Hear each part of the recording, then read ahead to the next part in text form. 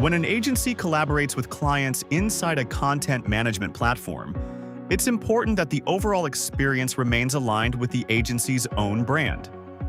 In Easy Content, agencies on business and enterprise plans can customize their account appearance through white label options and theme settings.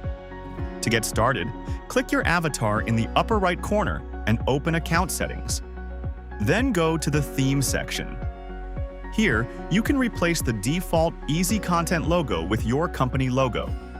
You can upload a PNG or SVG logo, ideally around 300 by 40 pixels, to ensure it displays properly in the menu. Next, change the menu color to match your brand colors.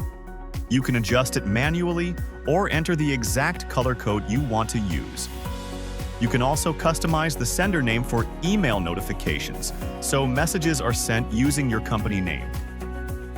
Once you save your changes, the account menu, logo, and notification sender name will all be aligned with your brand. This allows agencies to provide a more professional experience for their clients while continuing to manage content, reviews, approvals, and feedback within the platform. Manage content from draft to done, all in one platform. Learn more at easycontent.io.